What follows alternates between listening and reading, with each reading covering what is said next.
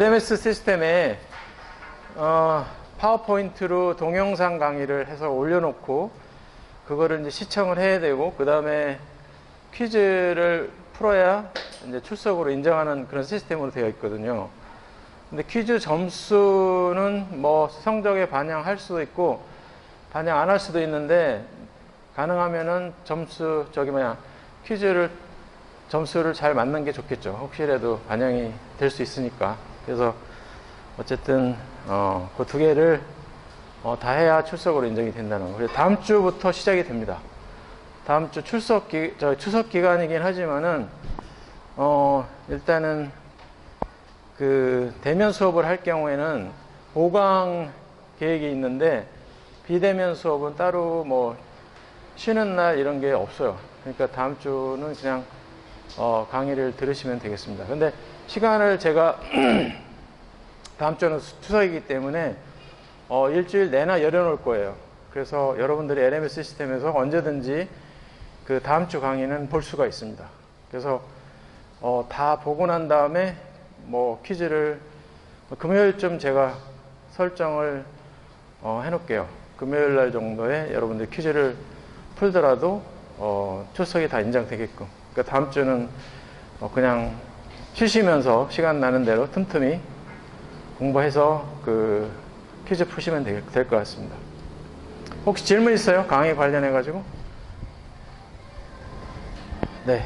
그러면은 지난 시간에 이어서 오늘 이제 물의 특성에 대해서는 다 이제 마치려고 하는데 지난 시간에 우리가 소수결합을 설명을 했었는데 다시 한번 복습을 좀 해보면은 이 소수결합이라는 것이 이제 그 적극적인 결합이 아니고 수동적인 결합이다 이런 얘기를 했었고요.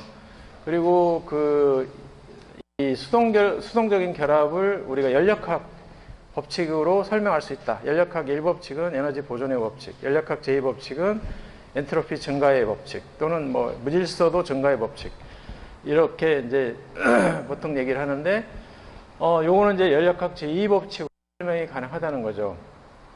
왜 그러냐면은 요 기름 방울이 하나 둘 기름 분자가 세 분자가 들어갔을 때 이게 기름 분자가 따로따로 존재할 경우에는 여기를 그 둘러싸는 물 분자의 숫자가 많아져요. 훨씬 더 많아져요. 예를 들어서 이 지방구 하나를 감싸는데 물 분자가 10개 정도가 필요하다고 그러면은 이 3개를 감싸는데 한 30개가 필요한 거예요. 그러니까 30개만큼의 그 물 분자는 다른 일을 할 수가 없이 그냥 여기에만 매달려 있어야 되는 거죠. 질서 정연하게 여기에 있어야 되기 때문에 상당히 물 분자의 입장으로 볼 때는 연력학적으로 상당히 좀 안 좋은 그런 상황이죠. 그러니까 경직되어 있는 상황을 계속 유지해야 되니까. 자, 그런데 만약에 이 지방구가 이렇게 그 자기네들끼리 모여 있게 되면은 물 분자는 여기 30개가 필요한 게 아니고 한 뭐 10개에서 한 15개만 있으면은 이 3개의 지방구를 감싸는데 충분해요. 30개였던 게 만약에 15개로 줄어졌다. 그러면 15개는 이제 자유롭게 되는 거죠. 그래서 자유도가 증가하는 겁니다. 그러니까 30개의 만큼의 물 분자가 자유가 없었는데 15개가 자유롭게 됐으니까 30개 중에서 15개가 자유롭게 됐으니까 자유도가 증가하는 거예요. 자유도가 증가하는 것은 연력학 제2법칙에 따라서 엔트로피가 증가하는 방향으로 반응은 자발적으로 이루어진다. 이런 얘기를 했었거든요. 그러니까 이 반응은 자발적인 반응인 겁니다. 자연적인 어떤 현상이라고 볼 수가 있는 거예요. 그런 것들에 의해서 우리 몸 안에 있는 이 피부를 이루고 있는 아니지 그 세포를 이루고 있는 세포막들 또 우리가 지방이 소화될 때 이런 지방 마이셀 같은 게 이제 형성이 되는데 이런 것들이 자발적으로 형성이 되는 겁니다. 그러니까 어떤 외부적인 요인에 의해서 생기는 게 아니고 자발적으로 연력학 법칙에 의해서 제2법칙에 의해서 이런 것들이 이제 자발적으로 형성이 된다. 그 얘기를 하고 있는 거고 그래서 소수결합이라는 것은 주로 엔트로피 증가의 법칙으로 설명이 가능하다. 그런 내용이 되겠습니다. 이게 이제 지방구 말고 좀 더 확장을 해서 효소와 기질과의 그 인터랙션, 효소와 기질 간의 그 상호 반응도 그렇게 설명을 할 수가 있다는 거죠. 예를 들어서 기질을 감싸고 있는 물 분자가 여기 보면은 뭐 대략 한 8개가 지금 그 경직되어 있는데, 또 여기에 그 효소의 액티브 사이트에, 효소의 활성 부위에 또 여러 개의 분자, 뭐 이게 뭐 몇 개인지 모르겠는데 한 뭐 8개가 또 그 질소 정연하게 여기에 이제 그 결합돼 있어요. 그런데 만약에 기질과 이 효소 액티브 사이트 부분이 결합을 하게 되면은, 이렇게 되면은 최소한 여기에 있던 물 분자들이 자유롭게 되는 거예요. 그러면 그만큼 자유도가 증가하는 겁니다. 그래서 엔트로피가 그만큼 증가하게 되는 거죠. 자유도가 증가하니까 이 반응은 자발적인 반응이 된다는 거예요. 그러니까 효소하고 기질이 결합하는 거는 어떤 물론 친화성 때문에 결합하는 것도 있겠지만은 연력학적으로 볼 때도 이거는 자발적으로 이루어질 수밖에 없는 그런 반응이다. 이렇게 이제 설명을 할 수가 있는 거죠.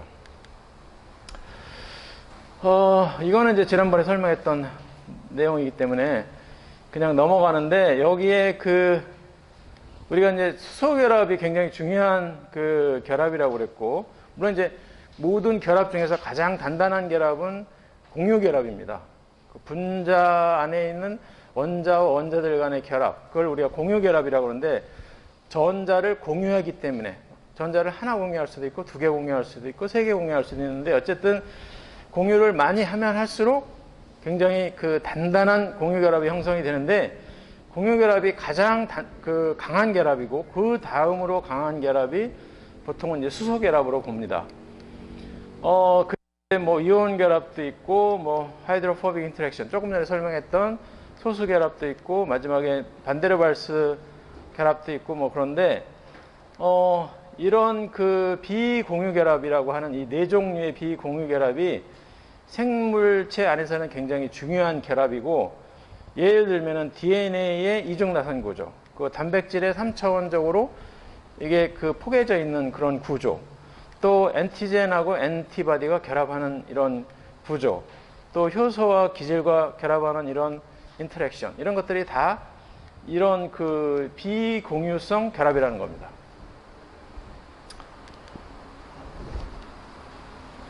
자, 지금부터는 이제 주제가 좀 바뀌어가지고 물 분자가 나타내는 총괄 특성에 대해서 이제 설명을 할 텐데, 우리가 이제 물을 비커에다가 이렇게 담아놨는데, 여러분들이 보기에 왼쪽에는 물만, 순수한 물만 있고, 요 오른쪽에는 물 속에 이렇게 용질, 빨갛게 생겨 있는 용질이 들어가 있다고 이제 가정을 하면은, 순수한 물이 있을 때는 100% 이렇게 어떤 그 수증기압을 나타낸다고 가정을 하면은, 기질이 들어가 있는 상태에서는 100%가 안 되고, 이와 같이 이거를 100으로 본다 그러면 여기는 뭐 한 80%, 70% 정도밖에는 이 증기압을 발휘를 못 하는 거죠. 용질 때문에. 용질이 여기에 들어가 있으니까. 그래서 수증기압이라든지 뭐 녹는 점, 어는 점, 이런 것들이 다 이 용질에 의해서 이 물의 특성이 바뀌는 겁니다. 그래서 그거를 우리가 이제 그 총괄 특성이다 이렇게 얘기를 하는데, 총괄 특성은 어떤 용질의 종류하고 상관없이 분자의 양, 질량, 그 몰 농도죠. 보통 몰랄 농도, 몰랄 농도라는 말이 있는데,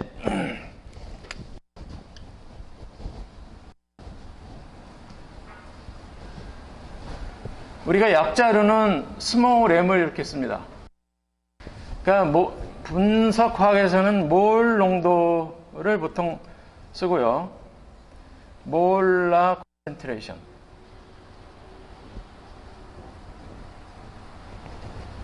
이거는 그 스몰 m을 쓰는데 몰랄 농도라고 하는데, 이 몰랄 농도를 하고 이 총괄 특성이 그 비례 관계에 있어요.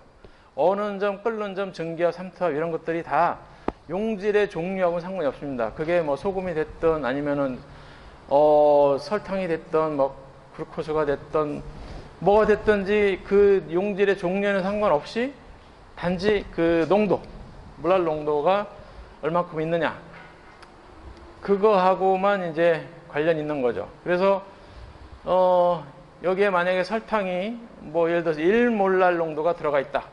어는 점이 이제 더 낮아지고 끓는 점은 더 올라가고 증기압은 더 낮아지고 삼투압은 증가하고 뭐 이런 식으로 그런 현상이 나타나요.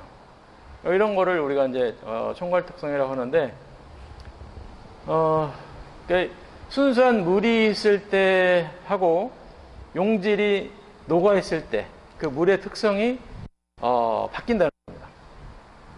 그럼 우리가 일반적인 우리 실생활에서도 알 수가 있죠. 여기 보면은 그 지금 압력을 삼투압을 여기서는 이제 설명을 하고 있는데 이 삼투압이라는 게 뭐냐면은 여기에 이제 지금부터 삼투압을 설명할 텐데 여기에 그 유리막대에다가 예를 들어 소금물 같은 거를 여기다 넣어요. 뭐 설탕물.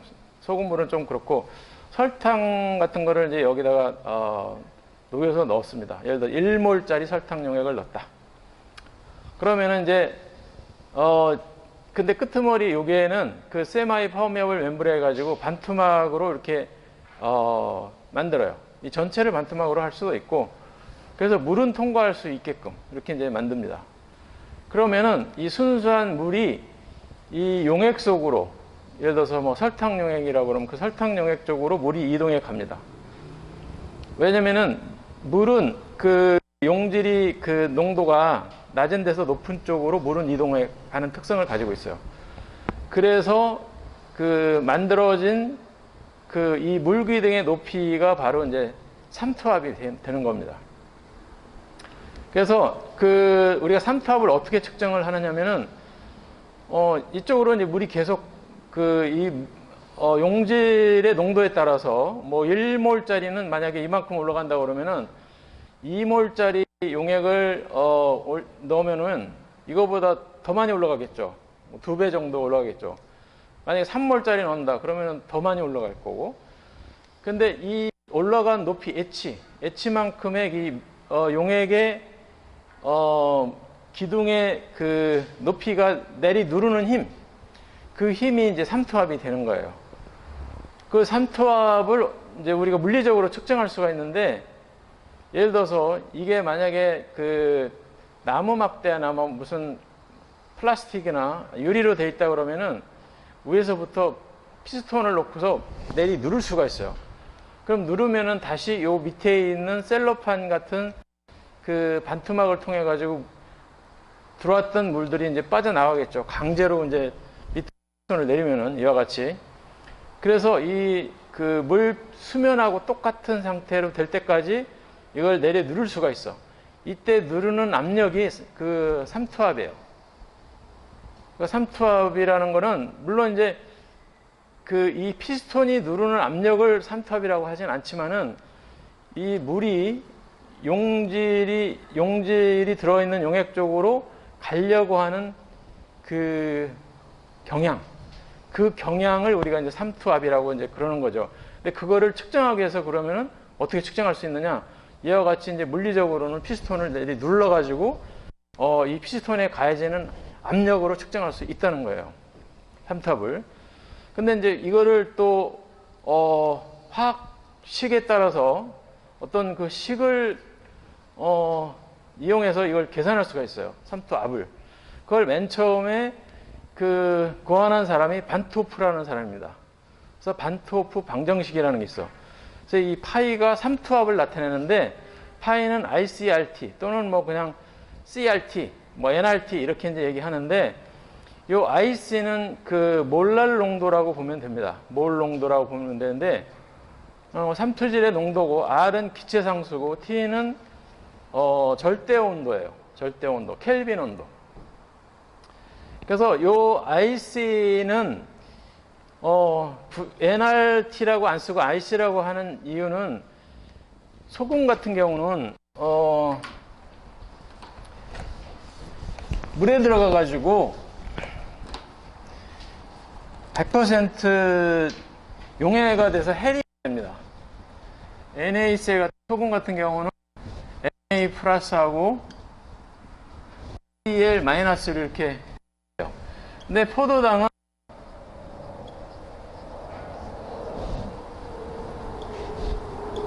물에 녹았다고 그래가지고 이게 뭐 특별히 해리되고 그런 게 없어요. 그냥 똑같은 분자 상태로 그냥 녹기만 해.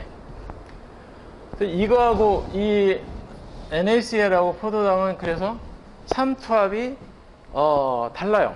어떻게 다르냐? NaCl은 물에 녹아서 나트륨하고 클로라이드하고 완전히 별개 이온이 되기 때문에, 예를 들어서 1몰의 NaCl이 들어갔다. 그럼 이거는 2몰이 생기는 겁니다. 나트륨 1몰, 클로라이드 1몰. 근데 포도당 같은 경우는 이게 분자 상태로, 분말 상태로, 고체 상태로 있든 아니면 물에 녹아서 있든 이 양이 1몰 농도가 변하지 않아요. 그대로 1몰이에요. 뭐 해리 되고 이런 게 없으니까. 자, 그래서 이제 I라는 건 이온화가 몇 개의 이온을 만들었느냐, 그걸 의미하는 거고, 여기 그 C는 농도입니다. 뭐 여기는 이제 1몰, 예를 들어서 여기는 이제 1몰 농도가 되겠죠. 그리고 이 NaCl 같은 경우는 이온화 상수가 2라고 이렇게 표현할 수가 있지. 근데 뭐 어떤 경우는 예를 들어 칼슘 클로라이드 이런 거는 I 값이 3이에요. 왜냐면 칼슘은 이온화되면은 칼슘 2가하고 2개의 클로라이드로 이렇게 이온화가 되거든. 그러니까 만약에 이거 1몰이 물에 녹아가지고 해리가 되면은 이거 1몰 생기고 이거 2몰이 생깁니다. 그럼 3몰이 되는 거야. 그러니까 I가 3이 되는 거지. 그래서 그 똑같은 1몰의 용지를 넣었다고 하더라도 이게 이온화가 되는 것들은 삼투압이 더 높죠. 이온화가 안 되는 것들은 삼투압이 좀 낮고. 그래서 요 공식에다가 이제 대입을 하면은, 예를 들어서 그 1몰 농도의 포도당이다. 그러면 포도당은 I 값이 1이에요. 그리고 C는 농도니까 1이고, R은 이제 기체상수인데, 기체상수는 여러분들이 기억하는지 모르겠지만 0.082 뭐 이렇게 뒤에 그 단위가 붙죠. 그 다음에 T는 켈빈 온도니까 뭐 실온이라고 그러면 298. 계산하면은 이제 얼마가 나오느냐면은 22.4 기압이 나와요. 22.4 기압. 요 다음 슬라이드에서도 이제 설명이 될 텐데, 이게 만약에 설탕이나 포도당이나 이와 같이 물에 녹아서 이온화가 안 되는 그런 물질 같은 경우는 1몰랄일 경우에는 1 곱하기 0.082 곱하기 298 하면 22.4가 나온다고. 계산기 있으면 계산해 보세요. 그러니까 이 삼투압이 22.4 기압이요. 그 22.4 기압이라는 게 이게 어느 정도 큰 압력인가를 설명하기 위해서, 여러분들은 지금 1기압 하에서 지금 살고 있습니다. 여러분들 못 느끼죠. 1기압이 얼마만큼 압력이 그 강한지는 잘 모르는데, 1기압이 그 물속 10m에서 누르는 압력입니다. 그러니까 여러분들이 잠수를 해본 사람은 알겠지만은 10m, 물속 10m, 뭐 강에는 10m 내려갈 수가 없겠지. 바다 같은 데 가가지고 10m를 내려가면은 자기 갖는 압력이 2기압이 됩니다. 대기압 1기압 플러스 물이 내리 누르는 힘 해가지고 2기압이 돼요. 그러면 이제 숨쉬기가 좀 가빠지죠. 힘들어지죠. 더 내려가서 한 20m 내려간다. 그럼 상기압이 자기 몸에 가해집니다. 그러면 더 힘들어요. 숨쉬기가. 그러니까 1기압이라는 게 적은 기압이 아니라는 거죠. 그러니까 우리는 지금 육상 동물이기 때문에 1기압 하에서 처음에 만들어졌고 지금까지 살아왔기 때문에 1기압이 뭐 아무렇지도 않게 느껴지지만 1기압이 상당히 큰 압력이라는 겁니다. 근데 이 22.4 기압이라는 거는 꽤 큰 기압이라는 거죠. 꽤 큰 압력이라는 겁니다.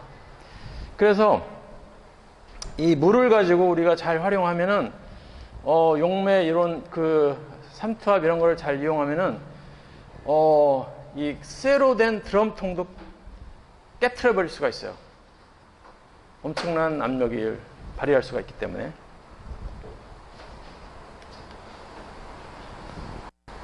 같은 얘기를 설명하고 있는 건데, 여기에 이제 1몰일 경우에, 이 용액이, 아까 얘기했듯이 뭐, 소금 같은 그런 이온화되는 물질이 아니고, 않는 물질의 경우, 1몰일 압력이 22.4 정도가 된다. 그런 얘기고요. 뭐 계산해 보면은 아마, 될 것 같고, 이 삼투압이 이제 생리적으로, 생화학적으로 어떤 의미를 갖느냐면은, 우리가 이제 우리 몸의 삼투질 농도가 얼마냐면은 0.3몰 정도 됩니다.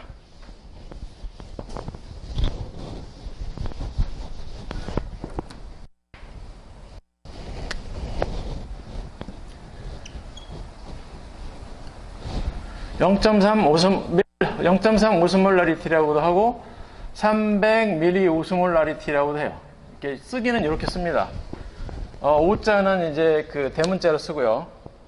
앞에다가 밀리를 되면 300이라고 쓰는 거고, 요 밀리라는 표현을 안 쓰게 되면 0.3이라는 거죠. 요게 어느 정도냐면은 0.9% NaCl 용액하고 맞먹어요. 그 압력이, 이 오스몰라리티, 라고 하는 그 삼투질 농도예요. 우리말로 하면은 이게 삼투질 농도입니다. 삼투질 농도. 이걸 뭐 압력으로 계산할 수도 있겠죠. 그죠? 압력으로 대충 계산할 수도 있는데, 이제 우리 몸에 이 삼투질은 나트륨도 있고, 포타슘도 있고, 클로라이드도 있고, 뭐 설페이트도 있고, 굉장히 다양한 종류의 염류들이 우리 몸에 있는 그 물에, 우리 신체의 물에 녹아 있어요. 그래서 정확하게 삼투압을 계산하는 거는 좀 상당히 좀 어려운데, 어쨌든 요 삼투질 농도가 그거 다 합쳤을 때, 다 뭐 나트륨, 클로라이드, 포타슘 이런 걸 다 합쳤을 때 0.3 오스몰라리티 정도 된다는 거예요. 그러니까 몰라리티랑 거의 같은 개념이라고 보면 됩니다. 근데 이게 이제 어느 정도의 그 삼투질 농도냐? 0.9% 소금 용액과 같은 농도라는 거죠. 그래서 이제 우리가 그 병원에 가가지고 이제 입원을 하게 되면은 링거를 맞거든요. 링거액을 맞는데 그 링거액이 요겁니다. 0.9% NaCl 용액이요. 그래서 우리가 생리식염수라고도 하죠. 생리식염수.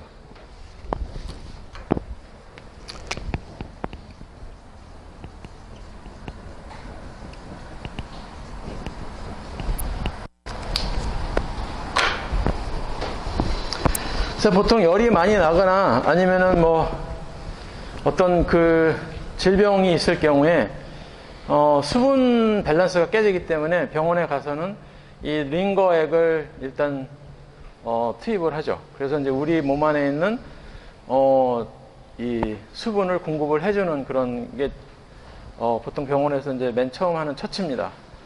근데 이제 우리가 이런 개념을 잘 모를 때는 그냥 물만 많이 마시면 되지 않는가 이렇게 이제 생각할 수가 있는데, 그 물을 만약에 여름철에 일사병에 의해서 이제 퍽 쓰러졌는데 물만 많이 마시면은 잘못하면은 그 문제가 심각해질 수가 있어요. 왜냐면 물 속에는 물론 이제 거기에 염류도 좀 어느 정도 들어있지만은 이 정도만큼은 안 들어있거든요. 0.9% 만큼의 소금 정도에 될 만큼의 그 여러 가지 그 이온들이 많이 들어있지는 않거든. 그러니까 결국은 이제 우리 몸이 이 오스몰라리티가 많이 떨어지게 됩니다. 떨어지게 되면은 이제 우리 몸에 있는 여러 가지 세포들이 기능을 잘 못하게 되죠. 어느 정도로 이게 심각해지냐면은 만약에 우리가 순수한 물을 만약에 우리 몸에다가 그 지금 탈수된 상태인데 우리 몸에다가 순수한 물을 만약에 투입을 했다. 그러면은 여기에 그 적혈구가 파열이 돼요. 이게 적혈구라고 보면은 여기 적혈구라고 그러면 등장성 용액 0.9%가 이제 등장성 용액이죠. 0.9% 여기 그 생리식염수가 여기다 넣으면은 이제 이 적혈구가 그 원래 모양을 유지하는데 만약에 맹물에다가 이 적혈구를 넣어놓게 되면은 이 물에서부터 이 안쪽으로 그 물이 이동합니다. 이 적혈구 안쪽으로. 그래서 이게 팽창해가지고 터져버려요. 그래서 저장성 용액이라고 그러는데 이 저장성 용액에 적혈구를 넣어놓으면은 하이퍼토닉이라고 그러는데 이런 저장성 용액에 적혈구나 세포를 넣게 되면 세포가 터져버려요.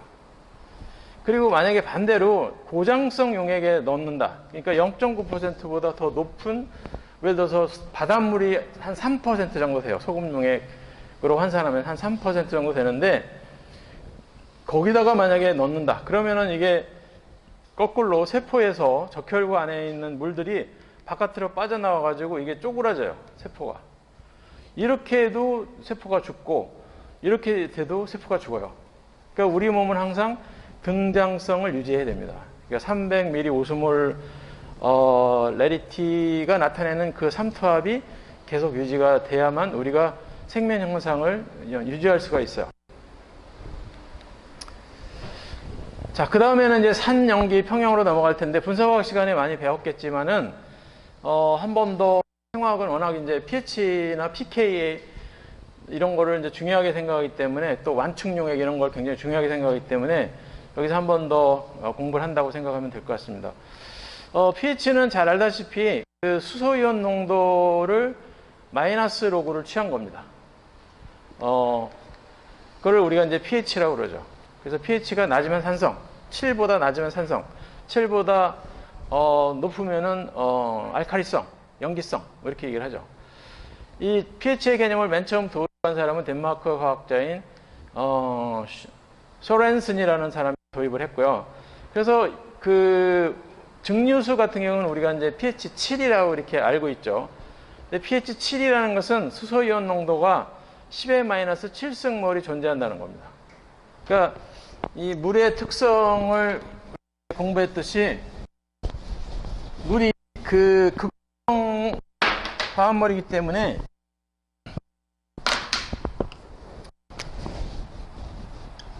물 분자가 이런 식으로 이온화가 돼요. 이거를 이제 어떤 표현하기도 하죠.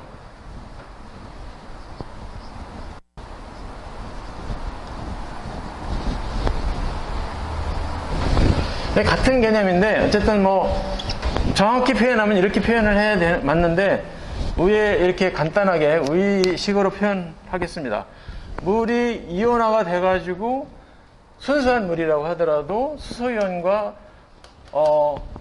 OH 이온, 하이드록시 이온으로 이온화가 되는데 이 순수한 물 같은 경우는 이 수소이온 농도가 10의 마이너스 7승이에요. 증류수 중에서도 정말로 잘 만드는 증류수 그런 건 이제 10의 마이너스 7승 정도 됩니다. 요게. 그러니까 사실 뭐 거의 99.99999%는 물 분자 형태로 존재해요. 근데 아주 소량 0.00001% 정도는 이와 같이 이온화된 형태로 존재합니다. 물이. 자, 이온화 됐기 때문에 수소이온 농도의 농도가 10의 마이너스 7승이고 여기다가 대입을 하면 마이너스로 오고 10의 마이너스 7승이니까 pH가 7이 되는 거예요. 그죠? 여기다가 마이너스 10의 마이너스 7승을 대입하면은 마이너스 7이 앞으로 오니까 마이너스 해가지고 플러스가 되고 그래서 이제 7이 되는 거죠. 그래서 pH 7을 우리가 중성이다 이렇게 이제 보는 겁니다.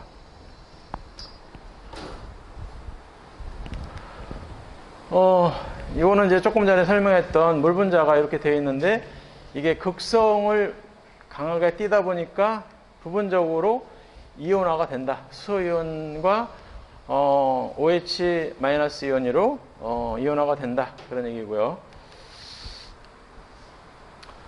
그 다음에 이 물의 이온곱 상수라는 게 있어요. 물의 이온곱 상수라는 거는 어떻게 유도가 되느냐면은, 이 물이 이온화가 돼가지고 H 플러스, OH 마이너스 이온 이렇게 해리가 되는데, 이때 우리가 평형상수를 어떻게 정의하냐면은, 분석화학이나 뭐 이런 데서 배웠겠죠. 이 평형상수 값을 평형상수입니다. 요 반응은 이제 사실은 화살표가 이렇게 오른쪽으로만 되어 있지만은 사실은 양방향으로 되어 있어요. 그러니까 이게 이렇게 이온화가 됐다가 이게 다시 또 결합을 해가지고 물 분자가 되고 계속 왔다 갔다 합니다. 그래서 이제 평형에 도달하게 되죠. 어느 단계에서. 평형에 도달했을 때, 그 상수값이라는 게 또 존재를 해요. 이걸 어떻게 계산하냐면은 물 분자의 농도 분의, 수소이온의 농도 곱하기 OH-이온의 농도. 이렇게 이제 계산한 겁니다. 이게 이제 평형상수예요. 근데 물 분자는 아까 얘기했듯이 거의 대부분 뭐 분자 형태로 존재하고, 그 농도가 얼마냐면은 55.55몰입니다. 계산해 보면은. 몰 농도라는 거는 우리가 어떻게 계산하냐면은, 몰 농도는 분자량, 내가 계산하고자 하는 그 분자의 분자량분의 실제 그 용질의 무게입니다. 이게 그 몰 농도예요. 근데 분자량이 지금 물 경우 우리가 잘 알다시피 18입니다. 18에 대해서 이해 안 되는 사람은 없죠. 18. 그러니까 산소가 원자량이 얼마예요? 16. 그리고 수소가 2개니까 2. 그러니까 합치면 18이 되죠. 그리고 지금 물의 용질의 무게가 얼마냐면, 물이 1리터가 있다고 가정을 했을 때 1000g이 돼요. 1000g. 1000g이니까 18분의 1000 하면 55.5가 됩니다. 55.5라는 거는 상수값이에요. 이 K가 들어가면 무조건 상수거든요. 상수라는 건 변하지 않는 값, 항상 일정한 값. 그런 의미를 가지고 있습니다. 그래서 이 물 분자의 농도를 이쪽 KEQ, 평형상수 쪽으로 이항을 시키면은 55 곱하기 KEQ가 나옵니다. 요게 바로 물의 이온곱 상수인데, 이 55.5라는 값도 변하지 않고, 또 물의 평형상수 값도 변하지 않고, 상수와 상수끼리 곱하면 상수가 되겠죠. 여러분들이 뭐 수학 시간 옛날에 고등학교 다닐 때 배웠겠지만은, 그래서 우리가 이거를 KW라고 약속을 하자, 이렇게 이제 한 겁니다. KW 값은 상수인데 저 값이 얼마냐? 10의 마이너스 14승이에요.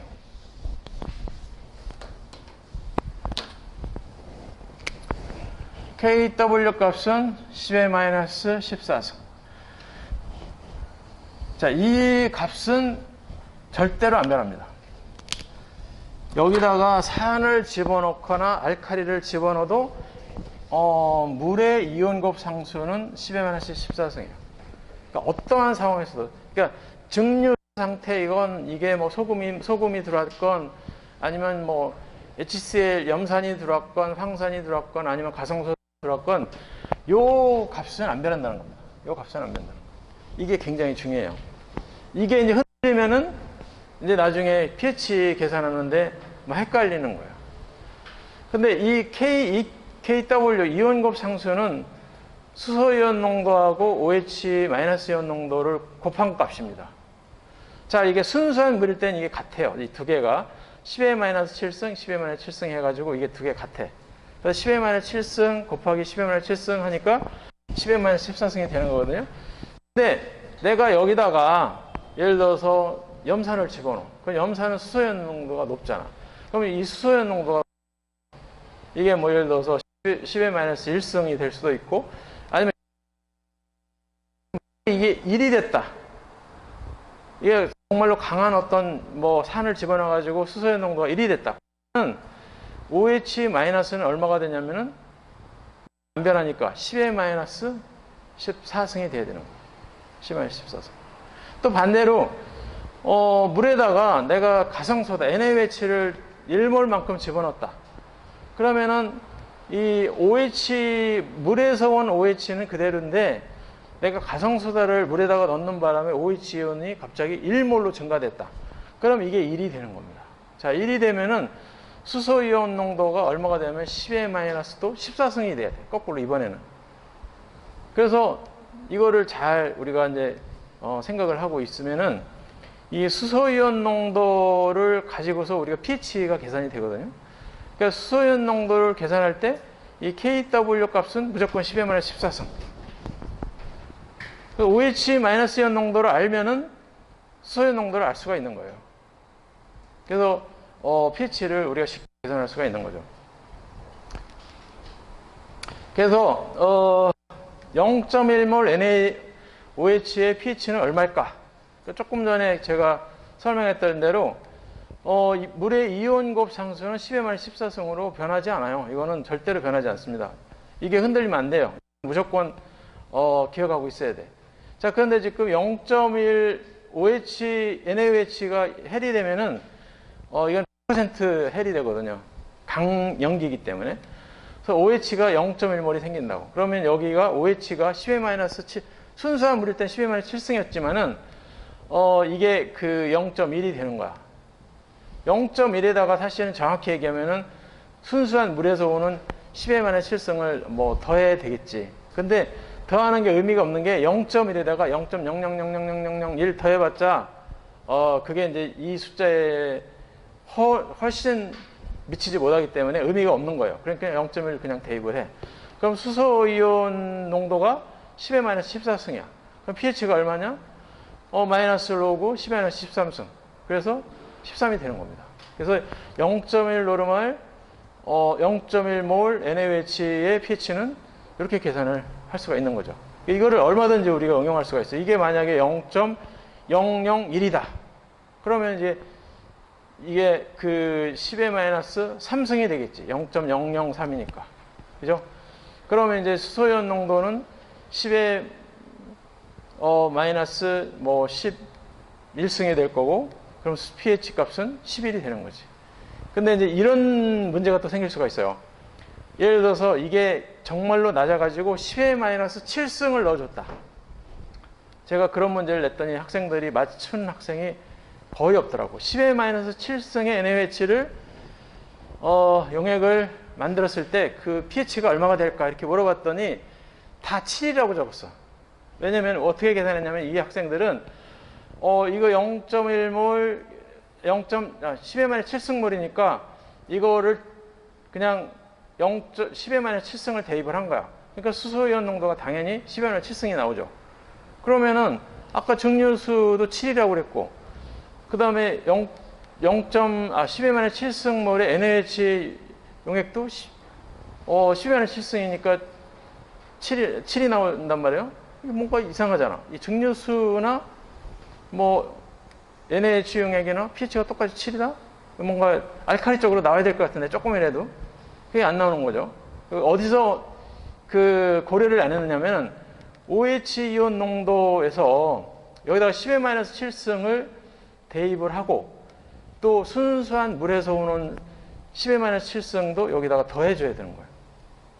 이게 이렇게 클 때는 그냥 요거만 대입을 해서 계산하면 되는데 이 농도가 아주 작을 때는 0.10, 예를 들어 10-6승이나 10-7승 정도 되면은 이 물에서 오는 그 OH 이온 농도를 무시할 수가 없는 거예요.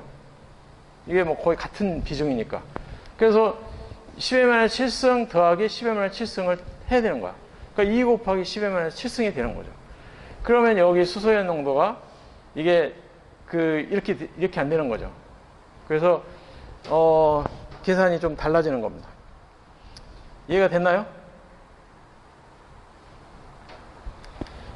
네, 그래서 이제 pH 스케일을 보면은 우리가 보통 0에서부터 14까지 이렇게 pH를 측정할 수가 있어요, 기계적으로. 그래서 뭐 우리과 같은 경우나 뭐 다른 전공도 이쪽 생물을 관련된 연구를 하는 그 전공에서는 pH 메타가 다 있어요, 실험실마다. pH 메타를 가지고서 우리가 어떤 용액의 pH를 측정할 수가 있는데 대체로 0에서부터 14까지 나옵니다. 근데 아까 얘기했듯이 7이 중성이에요. 순수한 물을 측정하면 pH 7이 나오는데 실제로 증류수를 여러 번 정제하고 해가지고 증류수의 pH를 재보면은 우리가 그걸 이제 뭐 3차 증류수라고도 하고 뭐 탄리온수라고도 하고 여러 표현이 있는데 또 슈퍼워터라고도 하고 그러는데 그 물을 가지고 pH를 측정하면 7이 안 나와요. 7보다 조금 낮은 수치가 나옵니다. 한 뭐 6.78 정도 나와요. 아주 잘 만든 그 증류수인데도 왜 그렇게 낮게 나오냐면은 공기 중에는 그 이산화탄소가 0.03% 정도 존재한다고 그랬죠. 그 이산화탄소가 물에 잘 녹아요. 산소보다 더 잘 녹아. 이산화탄소가 물에 녹으면은 탄산이 돼. 탄산이 돼가지고 이게 산 쪽으로 가요. 그래서 실질적으로 이게 7이 나와야 되는데 이 물을 공기 중에 놔두다 보면은 공기 중에 있는 이산화탄소가 녹아 들어가가지고 탄산이 돼서 pH가 좀 낮게 나오는 거죠. 그래서 여러분들이 나중에 혹시 뭐 pH를 측정할 일이 있을지 모르지만 pH 측정할 때 순수한 물인데 왜 pH가 7이 안 나오고 6점 얼마가 나오지? 그렇게 그 의심이 들 때는 공기 중에 있는 이산화탄소 때문에 그렇다. 이렇게 이제 생각하면 될 것 같고, 그다음에 이거보다 낮은 걸 우리가 산성이라고 그럽니다. 그리고 이거보다 높은 걸 우리가 알칼리성이라고 그러고.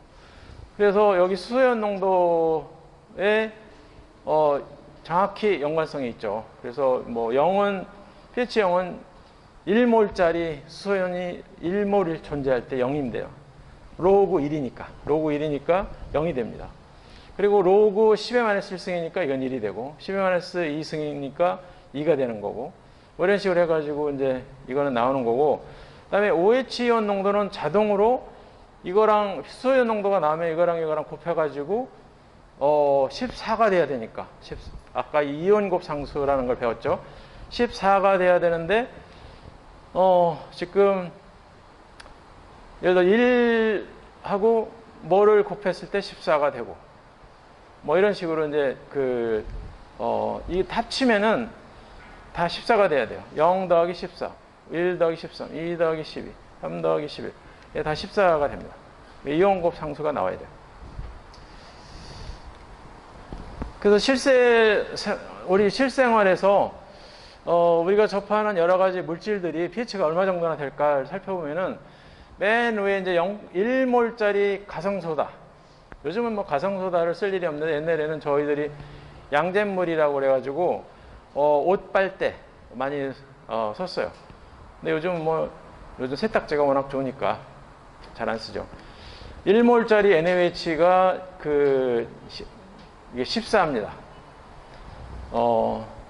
그 다음에 하우스홀드 프리치, 이거는 이제 그 가정용 표백제입니다. 표백제가 한 12에서 13 정도 되고, 그 다음에 하우스홀드 암모니아, 집에서 쓰는 이제 암모니아 용액이 한 12 정도 되고, 그러니까 알칼리성이죠. 알칼리성이 상당히 강합니다. 그 다음에 여기 그 베이킹 소다, 베이킹 소다는 우리가 잘 알다시피 이제 그 과자나 빵 만들 때 쓰는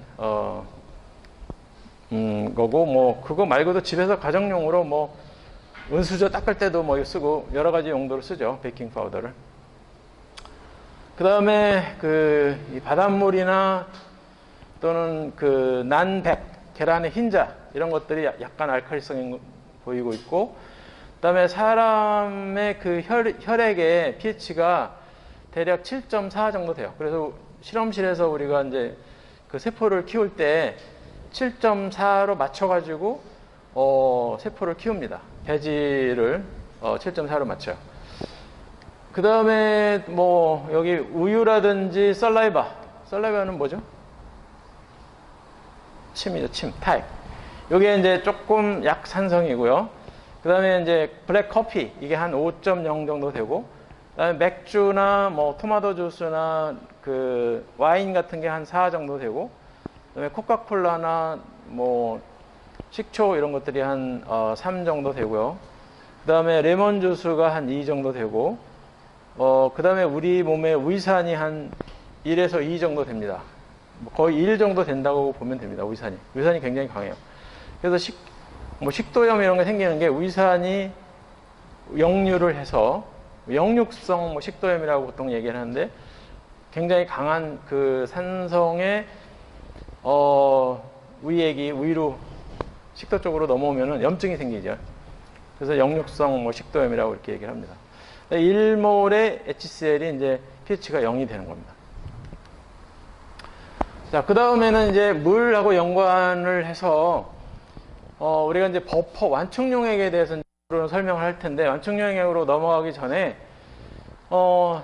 일반 유기산의 pH를 우리가 어떻게 계산할 건가, 그거부터 한번 그 연습을 한번 해보면은, 이게 지금, 초산입니다. 초산. 그러니까 식초에 들어있는 그 시큼한 맛을 내는 게 초산인데, 이 초산이 물에 이렇게 녹아서 이와 같이 초산염이 됩니다. 그러니까 이온화가 되죠. 이온화가 이게 마이너스 차지를 띠고 있고, 이제 물이 이 초산에 있는 수소를 하나 받아가지고 이와 같이 수소 이온을 만들게 됩니다. 근데 이 초산이나 다른 유기산들은 특징이 약산이에요. 약산.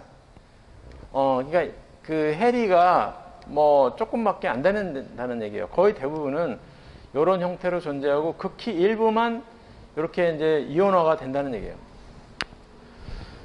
자, 그랬을 때 이 수소이온 농도가 과연 얼마일까? 이게 이제 H3O라고도 하고 그냥 수소이온 농도라고 생각하면 됩니다.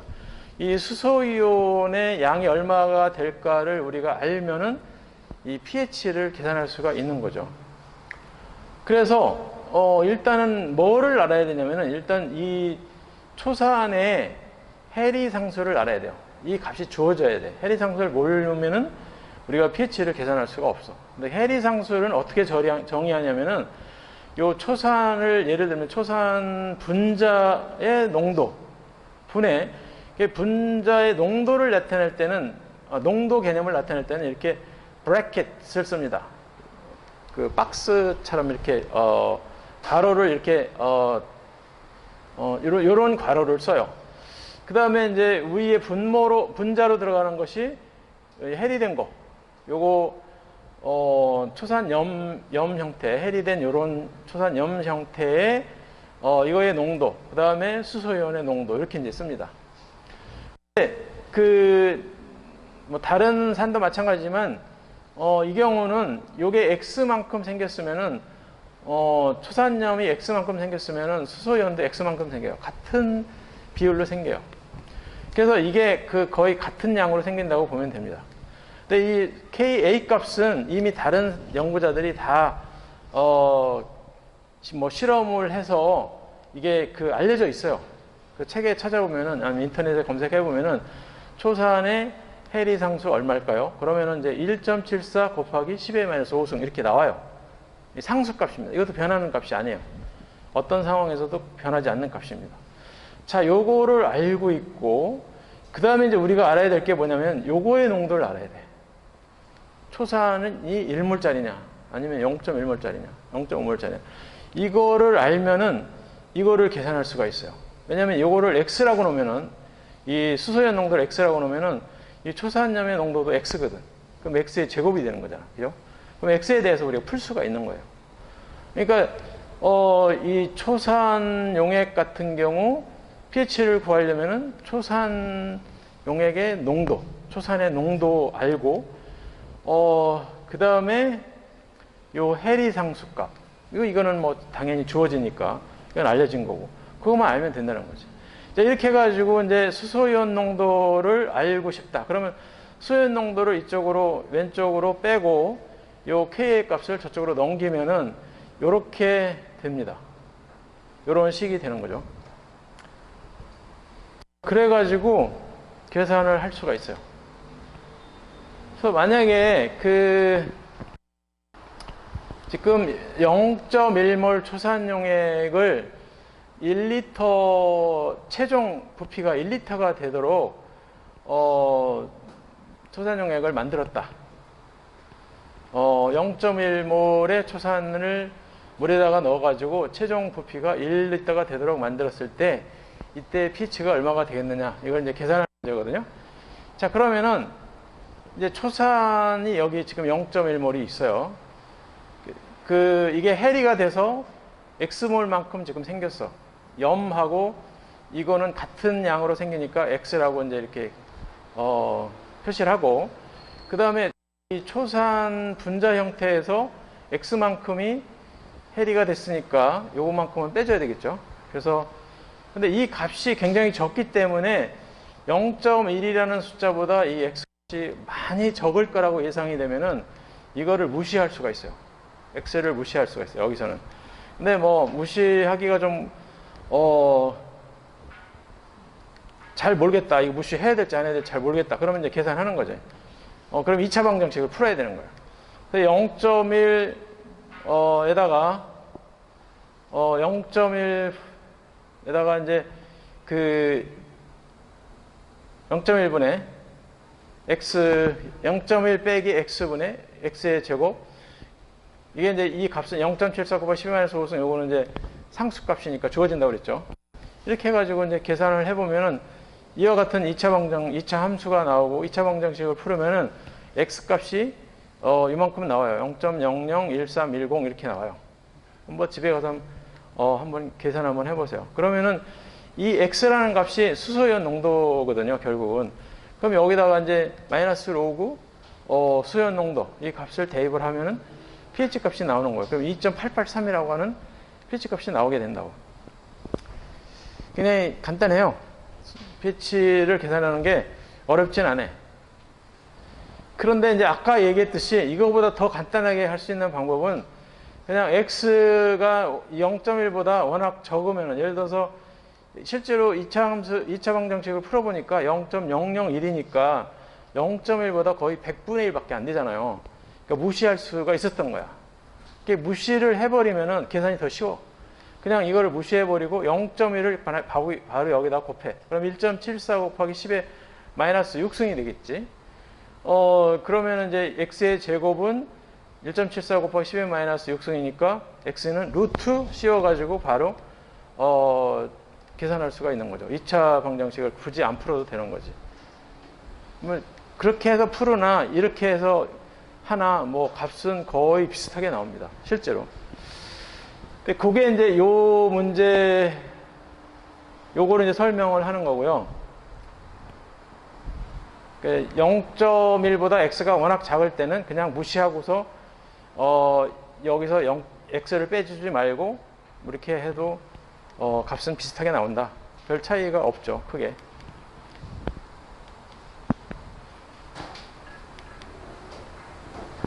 자, 그 다음에는 이제 이게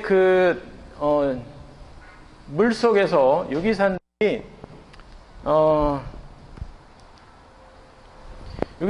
이제 해리가 되면서 요렇게 초산 같은 경우는 딱 한 번만 해리를 해요. 이런 거를 우리가 모노트로픽 애시드, 그러니까 일가산, 이렇게 우리말로 번역을 했던가? 우리 책에서는 어떻게 번역을 했더라? 잠깐.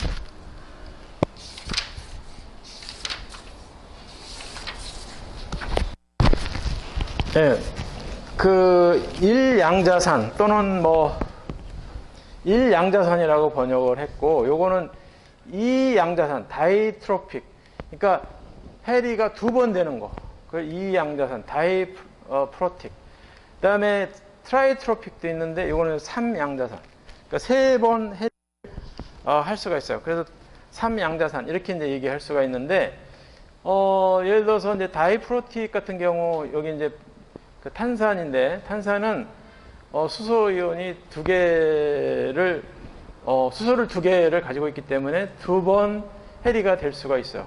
그래서 요렇게 한 번, 그 다음에 요렇게 한 번. 처음에 pK 값은 3.77인데 두 번째 요 바이카보네이트가 카보닉 애시드하고 수소이온으로 될 때 이때 pK 값은 좀 다릅니다. 이건 이제 알카리석 쪽에서 되죠. 10.2로 나오죠. 그 다음에 뭐 여기 그 트라이프로틱 같은 경우는 3양자산이기 때문에 3개의 pK 값이 존재합니다. 처음에 수소이온 하나가 떨어져 나갈 때 이때 그 해리 상수가 존재하고, 그 다음에 두 번째 수소가 또 떨어져 나갈 때 해리가 될 때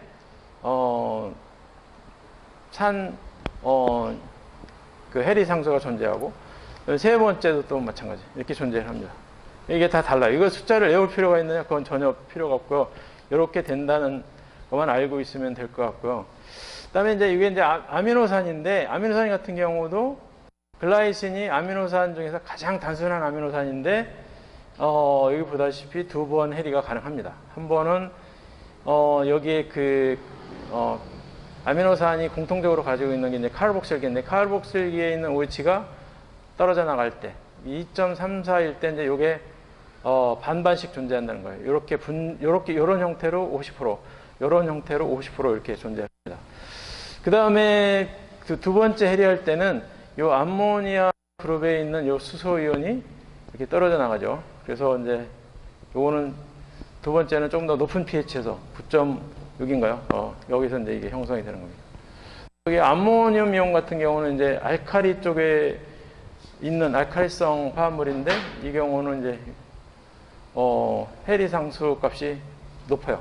그러니까 9가 넘으면은 보통 거의 염기성이라고 보면 됩니다. 9가 넘으면은. 자, 이제 그 다음에 이제 이거를 설명하기 위해서 지금까지 여러 가지 설명을 했는데, 버퍼라는 게 있는데, 이 완충용액이 왜 중요하냐면, 생화학에서는 모든 생명체는 완충용액 상태에 존재합니다. 완충용액은 일단 물이 있어야 되고, 그 안에 약산 또는 약염기가 있어야 돼요. 어쨌든 그 약산이나 약염기가 존재하는데, 보통 우리 몸물 기준으로 했을 때는 일반적으로 이제 약산하고 거기에 대한 짝염기, 짝이 되는 염기가 존재하죠. 이 버퍼라는 것은 pH 변화에 저항하는 용액, 이렇게 이제 정의를 해요. 다시 말하면은 외부에서 어떤 그 산이나 알카리성 물질이 들어왔을 때 pH를 잘 변화시키지 않도록 하는 용액입니다. 근데 완충 용액이 아니고 그냥 순수한 물만 존재한다, 우리 몸이. 그러면은 외부에서 만약에 그 초산이 들어왔다. 그럼 pH가 확 떨어져. 또 만약에 외부에서 어떤 그 알카리성 물질이 들어왔다. 암모니아가 들어왔다. 예를 들어서 뭐 삼합을 홍삼합인가? 그런 음식을 먹었다. 그럼 pH가 또 팍 올라가. 뭐 이렇게 되면 안 되잖아요. pH가 일정하게 유지가 돼야만 우리 생명체는 존재할 수가 있어요. 살아갈 수가 있어요. pH가 이렇게 확확 변하면은 우리 몸에 있는 그 효소라든지 단백질이 제 기능을 못하고 변형이 돼가지고 그냥 생명체가 죽어버릴 수가 있어요. 그래서 이 버퍼라는 게 굉장히 중요한 거죠. 그래서 우리 몸이 이제 버퍼 상태를 계속 유지를 해야 됩니다. 근데 그래서 우리 몸을 이루고 있는 그 물은 사실은 버퍼 용액이에요. 완충 용액이에요. 어떤 완충 용액이냐? 결론부터 얘기하면은 탄산 완충 용액입니다. 탄산 완충 용액. 버퍼라고 하더라도 우리 몸을 이루고 있는 용액이 버퍼라고 하더라도 이 용질 용도에 따라서 버퍼 캐패시티가 정해집니다. 그리고 이제 이 pH가 어디에 있느냐에 따라서, 레인지가 어디에 있느냐에 따라서 이 버퍼 캐패시티가 정해지고, 버퍼의 능력이 정해지고, 또 pKa에 따라서 또 정해져요. 어떤 물질이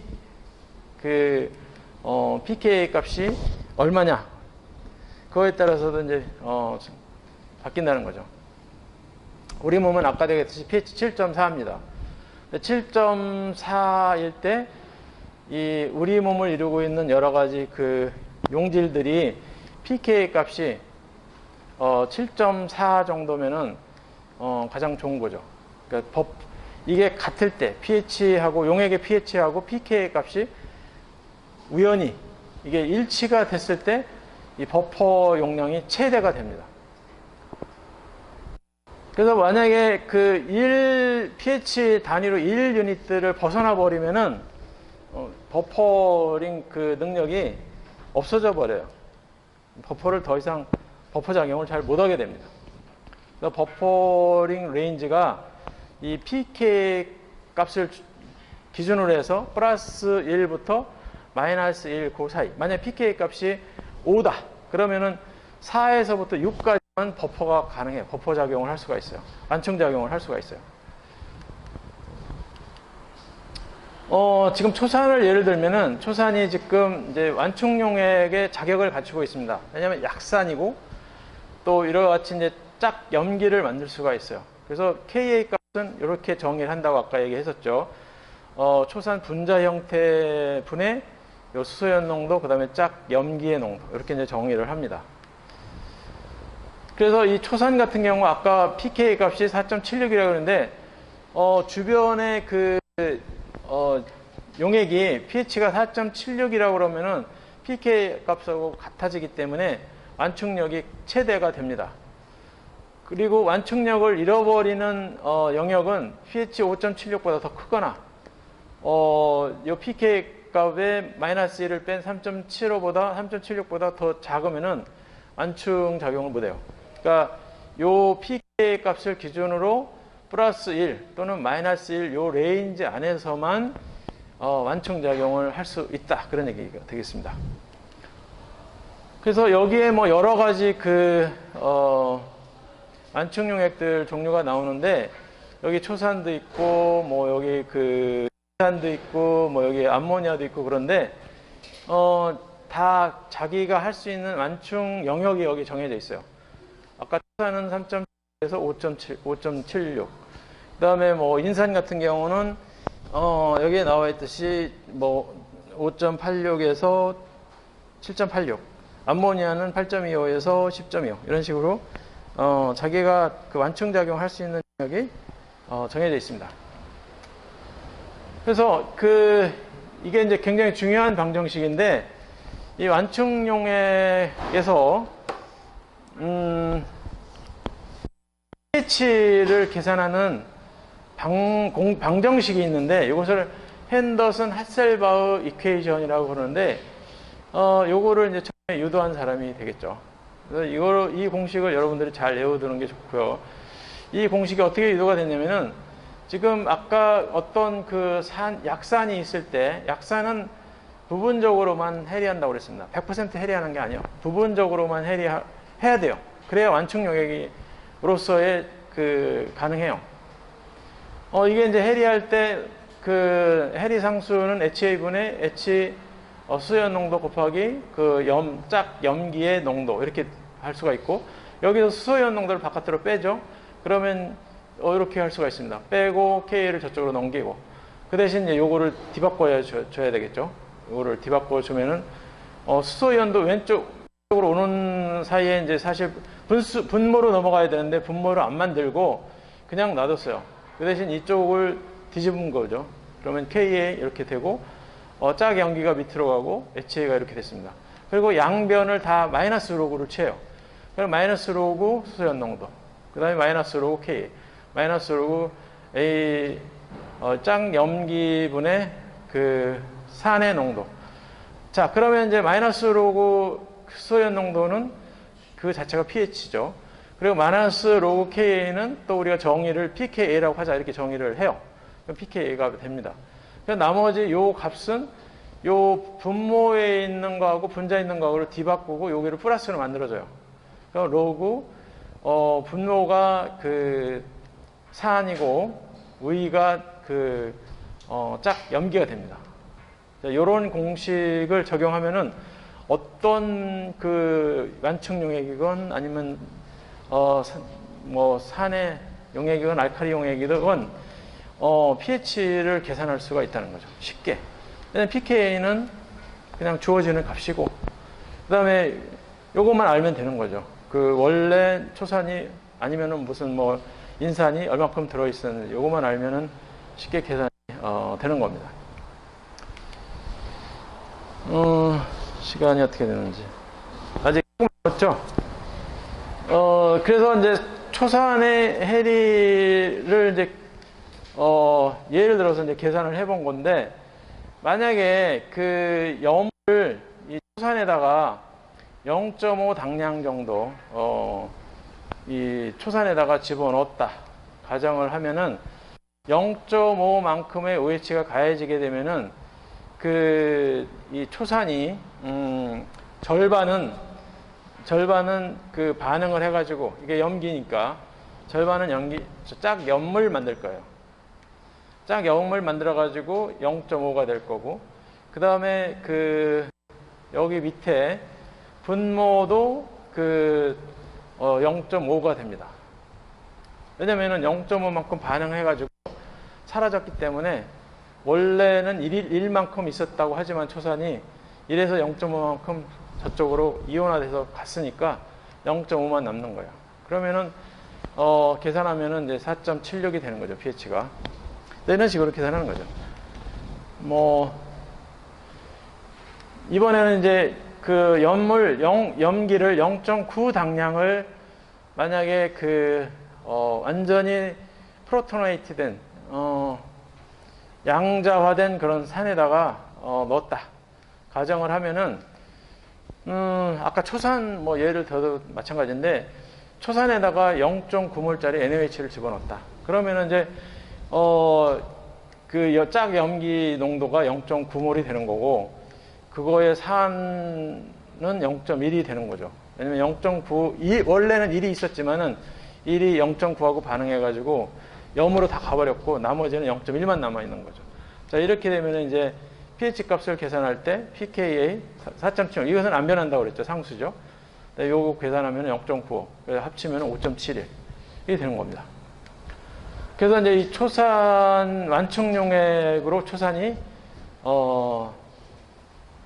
작용할 수가 있고, pH가 아까 얘기했듯이 4.76을 기준으로 해서 플러스 1, 5.76, 그리고 마이너스 1, 3.76, 그 사이에서는 이게 그 완충용액으로서 작용을 할 수가 있습니다. 시간이 됐기 때문에 일단 출석을 잠깐 부르고 마치도록